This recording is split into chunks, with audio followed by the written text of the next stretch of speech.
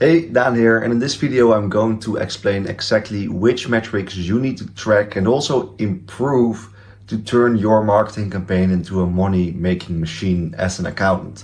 So, if you are running a digital advertising campaign for your firm, there are certain metrics that you need to track. And running ads is not really that difficult if you just know what things to track and how to improve them. Because at the end of the day, running a marketing campaign is just having a set of metrics and KPIs that you need to be aware of. And the only thing that you have to do is making sure that every single metric is in KPI, and then you will be making money from your campaign.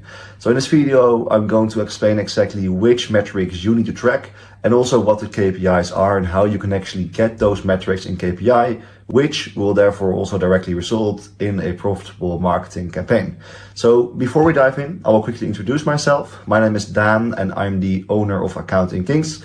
With Accounting Kings for the last 6 years, I've been working with accountants to help them get more higher revenue business owner clients that they enjoy working with more and also, of course, pay them more. And I record this video simply because I want to share my knowledge, the things that I've learned, so that you can implement it for yourself and help more people and maybe eventually even work with me. So let's dive right in the video right now. Okay, so these are all the metrics that we track for our clients. So on the left side, you can see the rates that we track. On the right side, you can see the cost per certain action. Now, I didn't give you a certain cost per action that you want to achieve. The reason for this is because this is really depending on the type of services you want to sell, the area that you are advertising in, but also just the industry that you are targeting. So you can imagine that the cost per client, for example, of tax preparation is way lower than the cost per client for fractional CFO services. So that's why I did not give a certain cost per action over here. I did give a certain rate, which is mainly, at least these two rates over here, is mainly with Google Ads. On Facebook, this will all be a little lower, but the same principles apply. Because at the end of the day, if your campaign is not making you money, one of the metrics that you see on the screen over here is not within KPI. And you need to be able to track all of those metrics so that you can make certain changes. Take a look, is this change having a positive or a negative effect on this metric, so that you can make a single change, let's say every week, see, okay, well, we are making some steps. Okay, let's say the cost per lead is going down, perfect, cost per appointment is going down. Then you make another change, but the cost per show is going up. Okay, let's go back to the drawing board, make another iteration, and then see if the metrics then again improve or not. So that's why tracking these things is insanely important, because if you're not tracking this stuff, you will not be able to actually make iterations to your campaign and make improvements. So let's start over here with the click-through rate. With Google Ads, you want to see this as about 4%. Click-through rate is what percentage of people that see your ad actually click on it. And the reason why you want to start with tracking your click-through rate is because this is a very good indication on if your ads are actually resonating with the people seeing it. So let's say that you have a very low click-through rate. This probably means that the people that actually see your ads, they are not really attracted to it. They don't really care about your ad. But if you have a very high click-through rate, everybody that sees your ad is really hyped about it. They want to read more. They want to get your offer. So you want to, of course, make sure that you have a really good ad and that the ad is really resonating with the person, with the people seeing it. So because then they are going to click on it, and then there's a likelihood that they will become a lead. So start by tracking your click-through rate, and every single time that you make a new iteration on the ad itself, you need to track the click-through rate. So if you change the headlines or the descriptions or the creatives, you need to track your click-through rate. Is it going up or is it going down? So that's the very first thing that you want to track. Then the second thing is the conversion rate. So, okay, someone clicked on my ad. Are they actually converting to become a lead? So let's say that you made a change in the ad, right? You changed your offer. Let's say that your click-through rate went through the roof, but your conversion rate dropped because the offer sounds really good in the body copy, but on the landing page that you are sending all the traffic to, it's not really resonating with the people. Okay, so that's why it's really important to track everything, because if you did not track your conversion rate, you thought, hey, I made a really good change. This offer is absolutely crushing it because your click-through rate went up. But then when you actually take a look at the conversion rate, there's a chance it actually decreased, which again will then have a negative impact on everything over here, and at the end of the day, return on investment too. So the second thing you want to track is your conversion rate. This is the percentage of people that land on the landing page and actually filled in the information. So filled in their email, their name and or phone number, or even more information if you're asking for it. Typically with Google Ads, I always want to see it as a minimum at 5% when you are just getting started with the campaign. And you again need to track every single thing and every single metric, because if you don't, then you cannot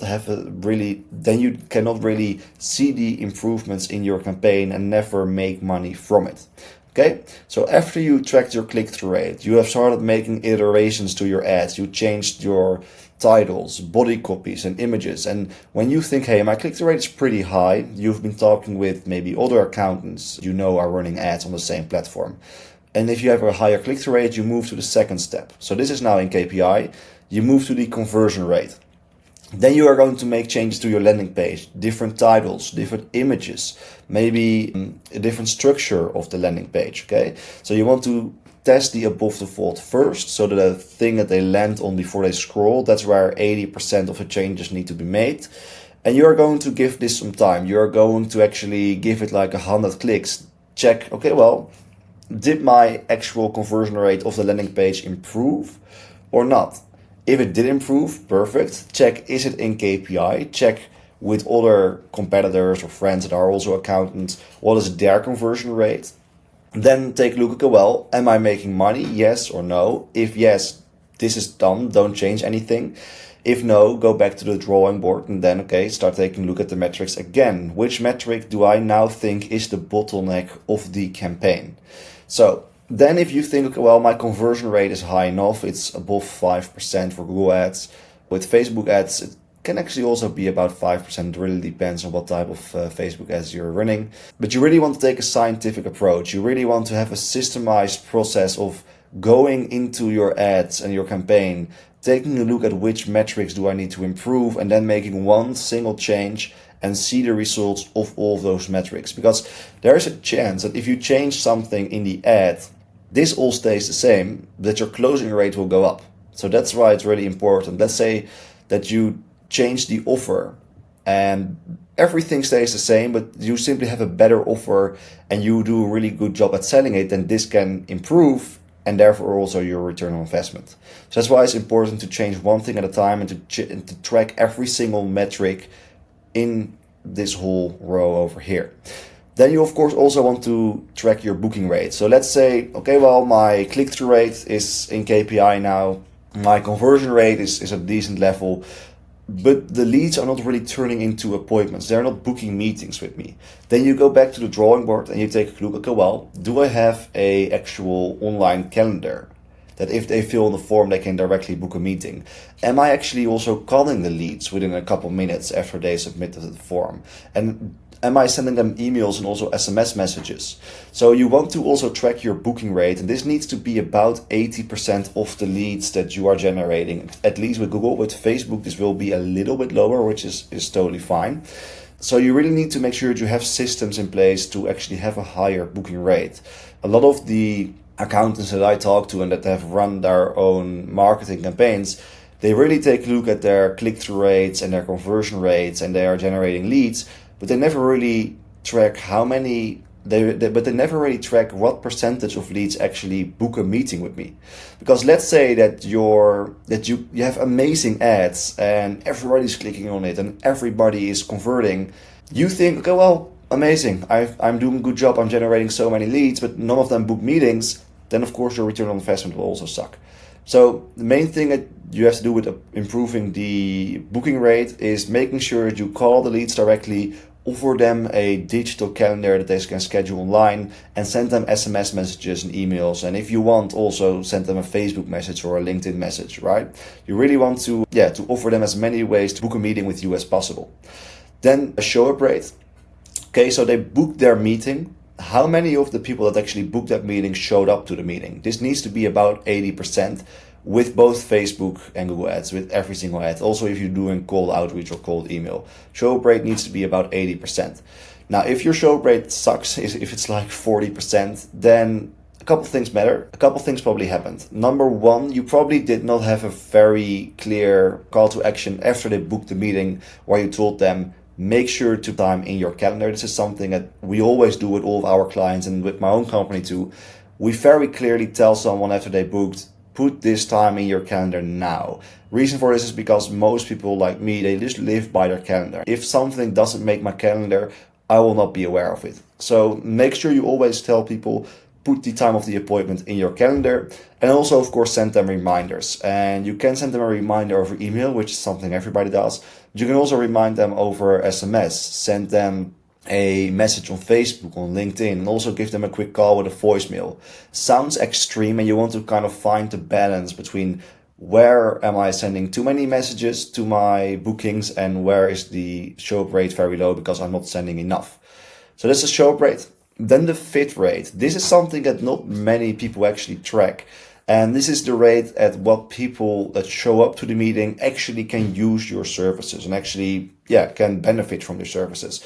So with most of the companies, this isn't higher, but with the accounting industry, it's just a given that some people are not really ready to get a bookkeeper, for example. If you have a potential client and they only have like 4 or 5 invoices, which can be from a lot of money, but then it doesn't really make sense to get a bookkeeper, right? So it's just genuinely the case in the accounting industry that not all people can really use your services, right? So fit rate is about 80%. It can be higher. This is what I've seen with some clients. Some of the people, let's say that you are running ads for tax planning services and they are very excited about the service. They show up to the meeting just to hear, hey, actually, I cannot really help you because you have already structured your company the right way and it's not really something that I can actually add value to. This is generally the case. So fit rate about 80%, can be a little bit more, but make sure if this is out of KPI, you need to change things with the ads. Maybe you have pictured the wrong expectations. Maybe you have said in your ad, hey, this is tax planning for every single type of business. Well, of course it's not. It needs to be tax planning for businesses doing at least about 6 figures. So if your fit rate is out of KPI, you need to go back to the drawing board and change things in the ad and also in the conversion, in the landing page, right? And that's why, again, it's really important that you track every single thing, because you could probably be having a really good performing campaign up to this point, but if your fit rate sucks and it's only 10%, then your return on investment is also going to suck. Okay, so that's how you fix the fit rate. Make sure that the actual ad is promising the right thing and is talking to the right people. And then also we have the closing rate. So closing rate is really straightforward. How good are you at actually selling your services? With a lot of the accountants that I talk to, they think they are really good at sales, but that's simply because they have only ever needed to pitch their services to referrals. And to be honest, I don't want to offend you or anything, but if you only sold your services ever to referrals are typically already sold on you and working with you before they hopped on the call. And you really need to realize that someone that clicked on an ad and never saw your name, never talked with you before, there's just a lower chance that they will actually convert. And this is about 30%. A lot of the accountants I talk to, they come to the meeting with me and I always ask them, what is your conversion rate? And if they say 90%, I already know directly you've probably never really sold to a cold lead. Because if you have a closing rate of 90% with cold people, can mean 2 things, or actually multiple things. Number 1, you're not tracking it properly. Number 2, you are underpricing at like an extreme rate. Closing rate needs to be at about 30% because you need to realize those are people that never talked with you before. How to improve closing rate? Just get better at sales. I've created a lot of videos already about how to actually improve your closing rate, how to position yourself in a better way, what the best sales process is. It comes down to just making sure that you communicate the value, making sure that you actually position the service in a way where it makes a lot of sense for the potential client to work with you. I really recommend checking out some other videos about sales if you want to improve the closing rate as an accountant. And then at the end of the day, of course, track the return on investment. And the return on investment is simply a result on the metrics over here. So a lot of the accountants I talk to, they say that advertising is not really something that they are good at because they're not really creative. And Of course, you need to have a little creativity to actually create campaigns, but by taking a look at marketing in the sense of it's just numbers and metrics, most accountants are really good with numbers, as you know yourself. So it's not really hard to create a profitable marketing campaign because it's just numbers and just changing a few things and taking a look at the metrics. Okay, so these are the metrics and the percentages that you need to improve and track to actually create a positive return on investment with the marketing campaigns. And these are also the things that you can do to actually improve those metrics. So again, click-through rate, create better ads, conversion rate, better landing page, booking rate, online calendar, and more ways to book the appointment, show-up rate, reminders, and the actual saying that they actually need to put it in their calendar, fit rate, make sure you make the right promises in the ads and talking to the right audience and the service versus the service you want to sell more of, closing rate, be good at sales. It's not rocket science. Again, it's easier than you think, to be honest, if you just make a set process. Now, of course, there are certain cost per actions, right? Things you need to track are cost per click, cost per lead, cost per appointment, cost per show up, cost per fit, cost per client, return on investment. And those things are pretty aligned, right? If your conversion rate is really high, your cost per lead is really low. If your booking rate is really high, your cost per appointment most of the times is very low. So these things you need to track, because if your closing rate is really high, your cost per client most of the times is very low. However, if you only track the rate, so let's say everything here is in KPI, you think, okay, perfect, but why is my cost per client actually very high? So you see over here, I have a very high click-through rate. You see all my leads that land on the landing page are converting. Everybody's booking meetings, but still my cost per client is very high. It's probably because your cost per click is very high too. So that's why there are a couple of nuances that you need to be aware of, and you need to know, okay, well, on paper and in terms of the rates, my campaign can be actually in KPI. Everybody is clicking, everybody is booking meetings, showing up and converting, but still not really making a lot of money. Why is this? Well, it's probably because one of the cost per actions over here are too high. So that's why it's important that you don't only track the percentages, but also track the actual cost per action. So cost per click is really straightforward. What am I actually paying per click or person that actually lands on my landing page? Cost per lead, cost per appointment, and show-ups. This is not rocket science. I'm not going to go into too much depth about how to actually improve cost per click.